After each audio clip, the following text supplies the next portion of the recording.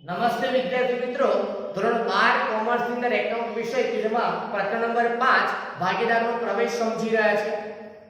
જે છેલ્લે ઉદાહરણ જોયા છે દરેકને લગતા સ્વાધ્યાયના દાખલા હોમવર્કમાં આપેલા છે, આપ કરતા હશો એવી આશા રાખું છું.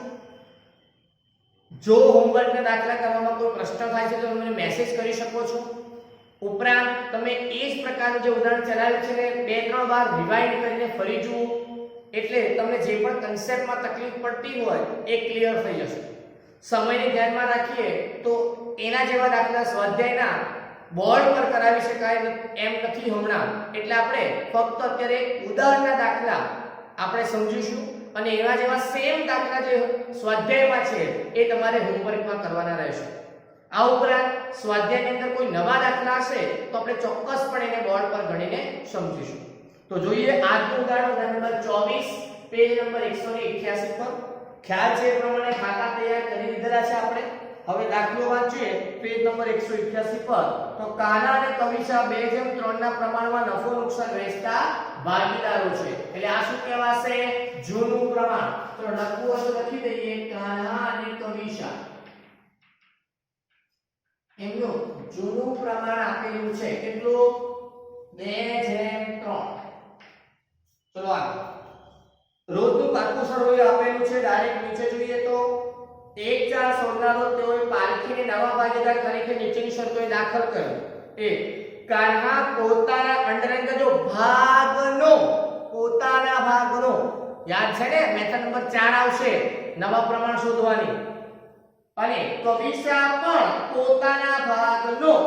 1/4 ભાગ પાલખીની તરફેણમાં ત્યાગ કરશે. ચલો હવે આના આધારે પહેલા ત્યાગ સુધી જ કાઢીએ, બરાબર છે? ચલો તો ત્યાગનો ભાગ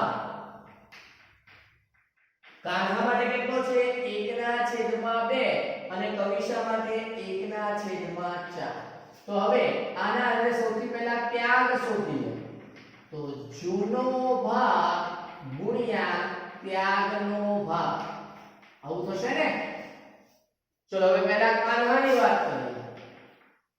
તો કાન્હાનો જૂનો ભાગ કેટલો છે? કે 2/5 આવશે ટોટલ.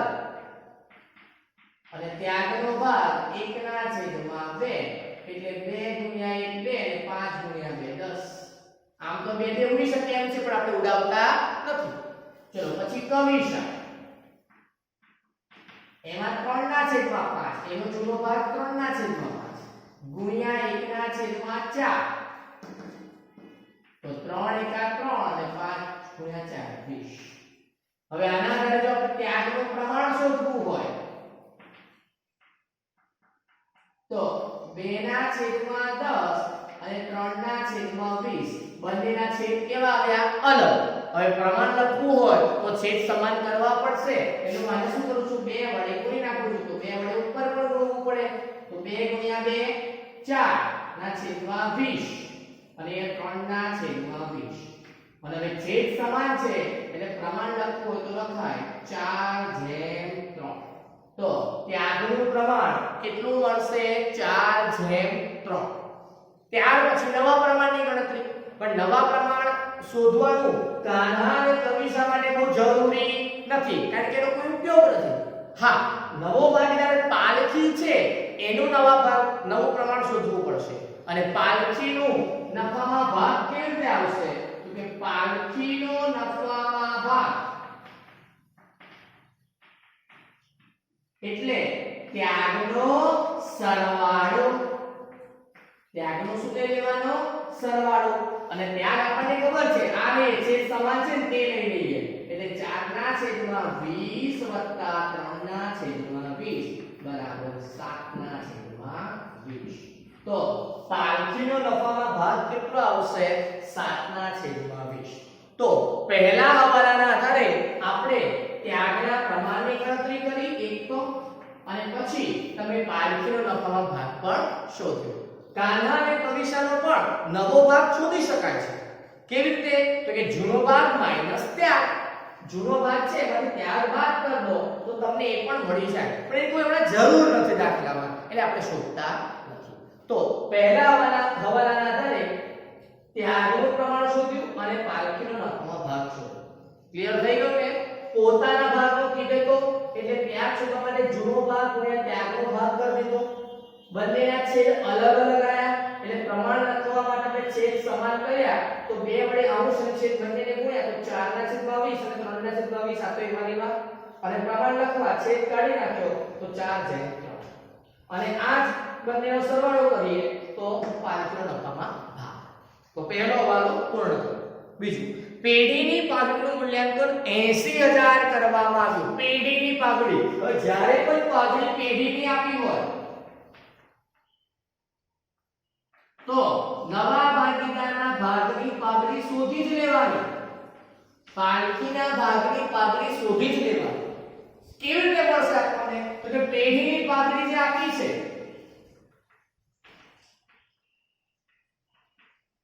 એને ગુણ્યા પાલખીનો નફામાં ભાગ ચલો પેઢીની પાઘડી કેટલી આપી છે આપણને 80000 એને ગુણ્યા પાલખીનો નફામાં ભાગ કેટલો આવ્યો 7/20 બરાબર ચલો કરો કેલ્ક્યુલેટરનો ઉપયોગ કેટલા આવે છે 80000 ગુણ્યા 7/20 હા 28000 તો પાલખીના ભાગની પાઘડી 28000 આવી હવે આ 28000 રોકડમાં લાવે છે કે નથી લાવતી હજુ સ્પષ્ટ નથી આગળ જઈને એટલે ખ્યાલ આવે અથવા કેટલા લાવે કેટલા નથી લાવતી બધું આગળ ખબર પડશે જોઈએ ચલો નેક્સ્ટ હવાલા નંબર 3 એટલે પહેલી માહિતીના આધારે આપણે ગણતરી કરી બીજી માહિતીના આધારે પણ ગણતરી જ થાય છે હવાલા તરીકે અસર આવશે નહીં નેક્સ્ટ યંત્રો પર સોરી કાન્હા અને કવિશા તેમને મળેલી પાઘડી પૈકી 50% પાઘડી ઉપાડી જશે તો આ તો પછી સમજવાનું છે પાઘડી લાવે પછી ઉપાડી જાય ને લાવા તો પહેલા નેક્સ્ટ યંત્રો પર ઘસારો તો યંત્રો ટીક કરો દેવાદારો ટીક કરો બે ડબલ ટીક છે રોકાણોની બજાર કિંમત તો રોકાણો ટીક કરો અને રોકાણો જો ટીક હોય તો જોડ્યો થાય સામે છે યસ રોકાણના મત એને પણ ટીક કરજો કારીગર વળતર પેટે દાવો છે તો કારીગર વળતર ફંડ મૂડી લેવા બાજુ પર છે એને ટીક કરજો લેણદારો છે તો એને ટીક કરજો અને હવે છેલ્લું પાલખી મૂડી તરીકે 1,20,000 અને તેના ભાગની પાઘડી કેટલી 28000 જે નથી આપી રાખવા નીચે આ રોકડમાં લાવશે એટલે મૂડી પણ લાવશે અને પાઘડી પણ લાવશે તો આપણે શું કરીશું નવમો હવાલો આપણે પહેલા સમજી લઈશું અને પછી બાકીના હવાલા શરૂ કરીશું કારણ કે એ હવાલામાં મૂડી અને પાઘડી આપી છે ક્લિયર છે તો શરૂઆત કરી ઝડપથી લખવાની સૌથી પહેલું નામ આપ્યું છે વકાશ કોઈ હવાલો છે તો એ નહીં તો ડાયરેક્ટ ભાગ વિગતોના બાજુ પર 1,10,000 સીધું ભાગ પછી યંત્રો હા હવાલો છે ટીક કરેલું છે અંદરથી 50,000 ચલો નેક્સ્ટ સ્ટોક ટીક નથી ને સીધું ભાગ 30,000 ચલો આગળ દેવાદારો હા હવાલો છે બે હવાલા છે એટલે 3 લીટી છોડીશું દેવાદારો 66,000 3 લીટી પછી બેંક રોકડ તો આ ખાતું બનાવ્યું છે એમાં બાકી આગળ લાવ્યા કેટલા છે 14,000 અને છેલ્લે રોકાણો કેટલા છે 30,000 એના પર પણ હવાલો છે એટલે 15 છે ક્લિયર એટલે બેંક તેના પૂરી થઈ ગઈ સાહેબ મૂડી લેવા બાજુ પર મૂડી તો લખવાનું જવાબ બાજુ પર બાકી આગળ લાવ્યા કાન્હાનું કાનાના ખાનામાં 80,000 અને કવિશાનું 1,00,000 એના ખાનામાં પાલખીમાં ડેશ પછી જે આકસ્મિક અનામત શું કરવાનું હા વેચી દેવાનું જૂના ભાગીદારને જૂના પ્રમાણમાં બરાબર ક્યાં વેચાય તો તું બહુ વધારે યાદ કરે ને તો યાદ રાખજો મૂડીની લાઈનમાં છે કે નહીં હે હા તો મૂડીની જોડે જાય અને મૂડીની સામે હોય એટલે મિલકત લેના તો એ પણ મૂડીની સામે આવું પણ યાદ રાખો તો ચાલે ચલો નેક્સ્ટ તો આકસ્મિક અનામત વેચી દઈએ જૂના ભાગીદારને જૂના પ્રમાણમાં ચલો જૂનું પ્રમાણ કેટલું છે 2/3 તો વેચો 15,000 ને 2/3 માં વેચો કેટલા થાય છે 6,000 ને 9000.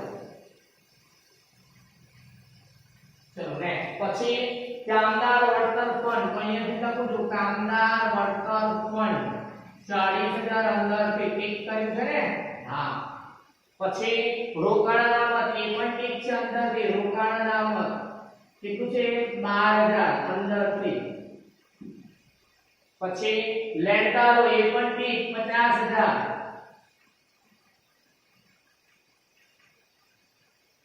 અને પછી શું છે ગાલકાર અનામત હવે એ અનામત પકડ દેવાના પછી શું કરવાની હોય માઈનસ પણ આપણને ખબર છે કે આપણે પાકા સરવૈયામાં આપેલી ગાલકાર અનામત જે અહીંથી માઈનસ આપી હોય તો પણ કે ઇવન સામે આ દાખલાની જેમ આપી છે તો પણ બાદ કરતા નથી ખાલી કમ્પેર કરી રહી છે બરાબર એટલે જ્યારે હવાલો આવે ને તો રકમ ધ્યાનમાં રાખવી પડશે ચલો હવે હવાલો પહેલો હવાલો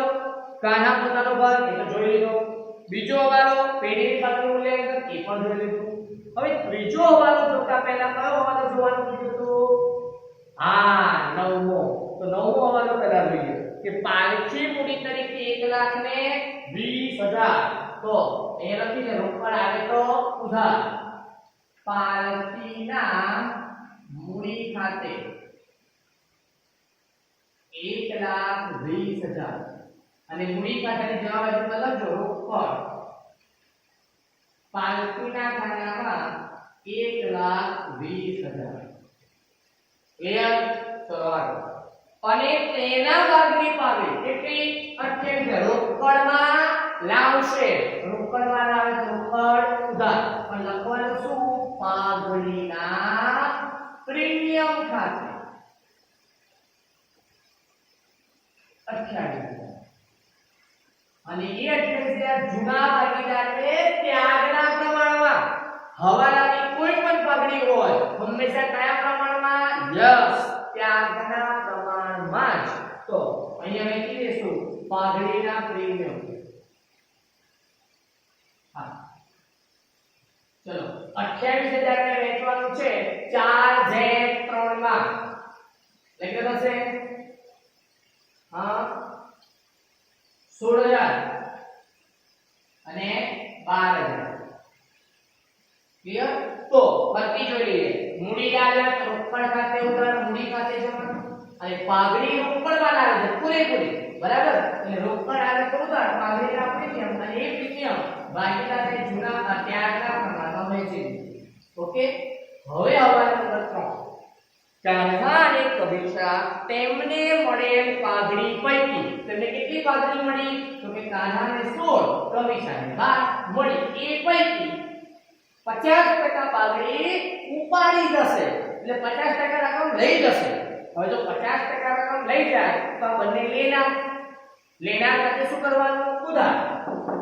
અને ઉપાડી લઈ જાય પાઘડી તો રોકડમાં લાવી કે રોકડમાં જાય તો રોકડ રાખો તો આજે 50% પાઘડી ઉપાડી જશે તો એના માટે લખવાનું રોકડ ખાતે કાન્હામાં પણ 50% એટલે અડધા 16,000 ના 50% 8,000 અને 12,000 ના 50% 6,000 બરાબર અને રોકડ ખાતામાં જમા બંનેનું નામ લખીશું કાન્હાના મૂડી ખાતે 8,000 અને કબીરશાના મૂડી ખાતે 6,000 બરાબર તો પાઘડી લાવ્યા અને 50% ઉપાડી જાય જેટલા ટકા ઉપાડી જાય એટલા એના મૂડી ખાતામાં ઉધાર તો રોકડ જાય તો રોકડમાં જમા યંત્રો પર 10% ઘસારો માંડી વાળો તો યંત્રોમાંથી માઈનસ ઘસારો 50,000 ના 10% 5,000 એટલે 45,000 પણ બીજી અસર તો 5 ની જ આપવાની તો માઈનસ એટલે ઉધાર એટલે લખવાનું યંત્રો ખાતે 5,000 બરાબર દેવાદારોમાંથી 6,000 ગાલખાત તરીકે માંડી વાળો કાઢી નાખો તો માઈનસ ગાલખાત કેટલી 16,000 એટલે અંદરથી રાખવાના કેટલા 60,000 હવે આને ઉધાર કરવાની પણ યાદ છે ને કમ્પેરિઝન કરીને જોજો બરાબર તો 6000 માંથી ઓલરેડી અંદર કેટલા આપ્યા છે મૂડી વ્યાજ ઉપર 3000 બરાબર તો એ 6000 માંથી 3000 કાઢી નાખવાના તો કેટલા વધ્યા 3000 તો ઉધાર હવે કેટલા કરવાના ફક્ત 3000 એને લખવાનું ઘરખાત ખાતે બ્રેકેટમાં 6000 માઈનસ 3000 6000 કરવાના આ માઈનસ કરે છે પણ એમાંથી 3000 તો ઓલરેડી ઘરખાત અનામત તરીકે માઈનસ એ લોકોએ મૂડી દેવા પર આપેલા છે તેની સાથે કમ્પેરિઝન કરી દીધી અને માઈનસ કરી દીધા તો 6000 માંથી 3000 જતા રહે તો કેટલા વધશે 3000 તે 3000 લખવાના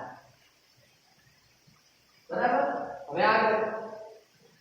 અને 15% ઘરખાત અનામતની જોગવાઈ કરો તો માઈનસ ઘરખાત અનામત હવે 60000 ના 15% બરાબર છે હા 9000 થાય ને 15 કેટલા થાય છે હા 9000 એટલે 12 થશે 51000 અને હવે આ 9000 સીધે સીધા ક્યાં લખી દેવાના પુનર્મૂલ્યાંકનનો ઉધાર હવે કોઈ કમ્પેરિઝન આવશે નહીં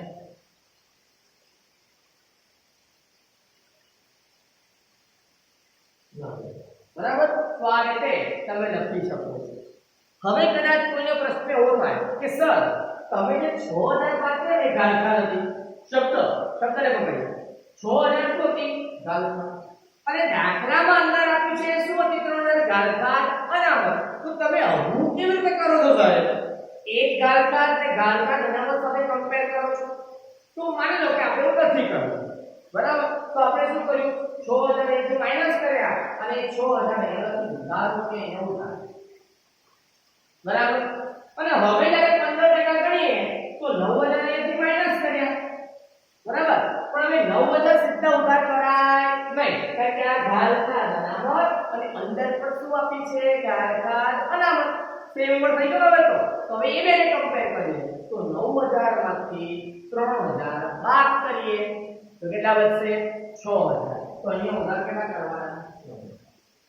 તો જો આ રીતે કરીએ તો ઉધાર કેટલા થાય 12 અને આપણે ચોપડી પ્રમાણે કર્યા છે તો પણ ઉધાર કેટલા થઈ ગયા છે 12 એટલે આ રીતે તમે ઉધાર કરશો તો પણ 12000 આવશે આ રીતે પણ 12000 આવશે પરંતુ પુસ્તકની અંદર આ રીતે આપેલું છે એટલે આપણે આ રીતે કરીએ બાકી આ રીતે પણ ખરેખર તો સાચું જ આપે બરાબર છે તો આ રીતે ઘરખાત અને ઘરખાત અનામતનો હવાલો આપણે ગણવાનો ક્લિયર આગળ વધીએ રોકાણની બજાર કિંમત 15000 છે તો રોકાણો બતાવ્યા છે કે 30 અને બજાર કિંમત ક્યાં થાય હા 12 એટલે તફાવતથી તમારે અસર આપવાની બરાબર તો માઈનસ ઘટાડો કેટલો થશે 15 એટલે બજાર કિંમત 15000 હાલ ધ્યાન રાખજો હવાલામાં જે 15000 આપે છે એના બાદ નથી કર્યા મેં આ 15000 બાદ કયા કર્યા છે 30000 અને અંદર જે હવાલામાં આપે છે 15 ની કમ્પેરિઝન કર્યું તો એના દ્વારા ખબર પડી કે 15000 ઓછા છે અને કેટલા ઓછા છે તો એ પણ 15000 ડિફરન્સ તો એને 15000 ને બાદ કર્યા એટલે હવાલામાં જે 15000 આપી છે બજાર કિંમત એને બહાર રાખી છે અને 30 પરથી 15 પર જવા માટે મારે 15 બાદ કરવા પડે એ બાદ કરીને હવાલો આ લખવાનો હવે આની બીજા અસર ક્યાં આવે તો કે આમ તો સીધી માઈનસ એટલે પુનર્મૂલ્યાંકનના ઉધાર આવે આમ જોવા જઈએ તો પણ એનો જોડિયો ભાઈ છે ને રોકાણ એમાંથી બાદ કરો પહેલા તો માઈનસ રોકાણ કેટલા બાદ કરવાના 15 પણ બાર કેટલા કરી શકાય તો 12000 છે તો બાદ પર કેટલા કરવાના 12 તો 12 તો બાદ કરી દો હજુ 3000 રહી ગયા તો હવે 3000 એ બાદ ન થાય તો એ ક્યાં ઉધાર કરી દેવાના પુનર્મૂલ્યાંકન તો એ લખીશું રોકાણો ખાતે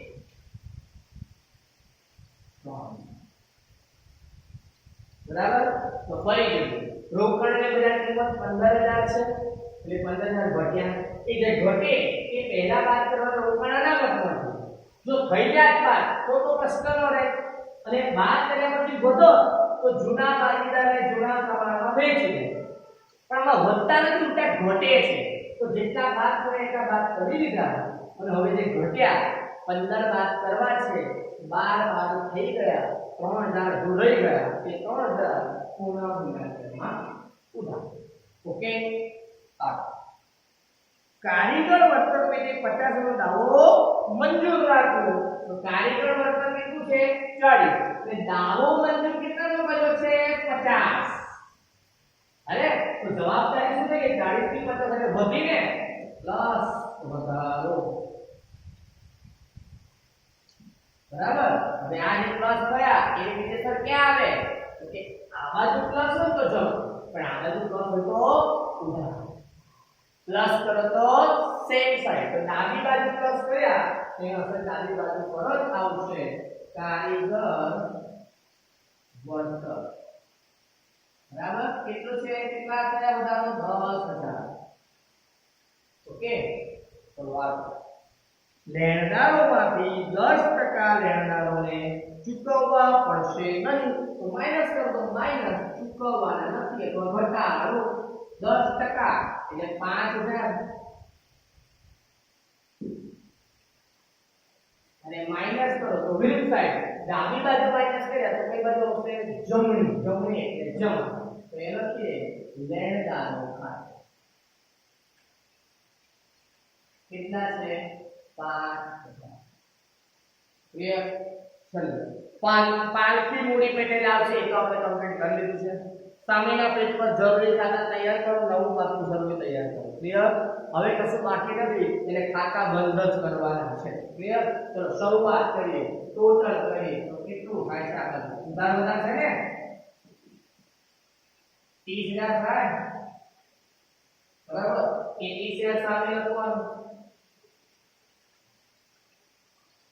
30000 માંથી 5000 બાદ કરો તો કેટલા આવશે 25000 આને પુનઃ મૂલ્યાંકનની ખોટ કહેવાય જમા બાજુ પર તફાવત આવે ને હા એટલે એને પુનઃ મૂલ્યાંકનની ખોટ કહેવાય જે કાન્હા અને કમિશા વચ્ચે જૂના પ્રમાણ 2:3 માં વહેંચી લેવાની એટલે કેટલી આવશે તો કે 10000 અને 15000 અહીંયા જમા છે અહીંયા ઉધાર આવે ને એટલે લખવાનું પુનઃ મૂલ્યાંકન ખાતે અહીંયા 10000 અહીંયા 15000 ક્લિયર હવે ટોટલ મૂડી ખાતાના કુલ ઝડપ રાખજો હવે 80 16 અને 6 કેટલો થશે 102 1,02,000 1,02,000 એવું કીધું સામે 1,02,000 એમાંથી આ 18 બાદ કરો તફાવત રહેશે 84,084 બરાબર એટલે રીતે અહીંયા આપણે જોઈએ તો 12 નો 21 1,21,000 અહીંયા લખવાનું એમાંથી 15 ને 21 જાય તફાવત થશે 1 લાખ એક્ઝેક્ટ પછી અહીંયા 1,20,000 એ સામે લખવાના 1,20,000 એમાં કોઈ બાદ કરવાના નથી એટલે 1,20,000 જ રહેશે આને શું કહેવાય બાકી આગળ લઈ ગયા તફાવત કહેવાય આપણો એ ક્યારે પણ ડાયરેક્ટ જ વેરિયેબલ ઉપર મૂડી કાન્હા કવિશા અને પાલખી કાન્હામાં 84,000 1 લાખ અને 1,20,000 બરાબર કેટલા થશે 3,04,000 એ બાદ લખવાના 3,04,000 તો એ તો પૂરું થઈ ગયું હવે રોકડ ખાતું બંધ કરીએ તો રોકડ ખાતામાં 14,000 ટોટલ કેટલું છે 1,62 સામે લખો 1,62 એમાંથી 8 થી તો 14,000 બાદ કરશો કેટલા આવે છે 1,48,000 બાકી આગળ લઈ ગયા અને સેમ અહીંયા લખવાનું રોકડ પબ્લિક બેંક 1,48,000 એટલે તમારું ટોટલ આવી જશે બંને બાજુ પર સરખું કરવાનું કેટલું આવે છે 3,99,000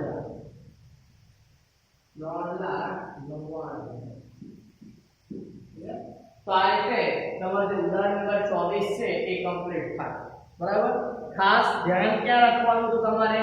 એક તો પ્રમાણ શોધવાનું ધ્યાન રાખજો પારિત રકમનો ભાગનું ધ્યાન રાખજો પાગલી રકમ અડધી ઉપાડી જાય છે તે એનો પોઈન્ટ સમજવો પડે રોકાણમાં માઈનસ કરીને પૂરેપૂરા બાદ ન થયા તો એ જરૂરી અને ખાસ ગાળકા કે સર આ રીતે પણ આપી શકાય અને તમને ઓપ્શનો બતાવી હતી એ રીતે પણ આપી શકાય બંને રીતે તમારા જવાબમાં કોઈ જગ્યાએ ફરક પડશે નહીં તો આ રીતે સ્વાધ્યાયનો દાખલો તમે કરી શકો છો દાખલા નંબર સ્વાધ્યાયનો દાખલો તમે આના જેવો સેમ છે એ તમે કરશો 10 વિદિત અને વિશાળ તો એ તમને ખ્યાલ આવશે સ્વાધ્યાયમાં દાખલા નંબર 10 એ તમે હોમવર્કમાં કરી શકો છો વિદિત અને વિશાળ ખાલી એમાં એટલું સમજી લેજો પહેલો હવાલો જોઈ લો પેજ નંબર 209 પર આપેલું છે જરા પહેલો હવાલો જોઈ લે તો ક્લિયર થઈ જાય બાકી બધા હવાલા સેમ જ છે પહેલો હવાલો શું કહે છે વિદિત તેના અંડરલાઈન કરો શું છે ભાગમાંથી અને વિશાળ તેના ભાગમાંથી બંનેમાં ભાગમાંથી જ આપ્યું છે એટલે સીધો ત્યાં શું કહેવાય ત્યાં એટલે એ દાખલામાં સમજો તો સીધો ત્યાં જ છે કેટલો 1/4 અને 1/8 ત્રીજી મેથડ થઈ ગઈ હવે 1/4 અને 1/8 છે છેદ અલગ અલગ છે આની જેમ તો સરખા કરી દેવાના પ્રમાણ લખવા એટલે 2 વડે ગુણી નાખીએ તો 2 * 1 એટલે 2/8 અને 1/8 એટલે પ્રમાણ કેવું થઈ જશે 2/1 એટલે ત્યાગનું પ્રમાણની ગણતરી એકદમ સિમ્પલ આ રીતે થશે 2/1 અને પછી નવા ભાગીદાર નફાનો ભાગ કેટલો તો કે ત્યાગનો સરવાળો 2/8 વત્તા 1/8 એટલે 3/8 એ તમારા નવા ભાગીદારનો નફાનો ભાગ આવી જશે ક્લિયર છે એટલે પહેલો હવાલો સમજવાનો છે પછી બીજો ત્રીજો ચોથો પાંચમો બધા હવાલા જે આ દાખલામાં હતા એ રીતના જ છે એટલે તમે દાખલો સરળતાથી ગણશો દાખલા નંબર 10 બરાબર છે તો આ રીતે પ્રેક્ટિકલના દાખલા સમજતા જાઓ થોડું ધ્યાન રાખો થોડું પ્રશ્ન છે દાખલાઓ મોટા છે એટલે ફરીથી સમજવાનો પ્રયત્ન કરવા માટે વિડિયોને વારંવાર એવું હોય તો તમે જોડો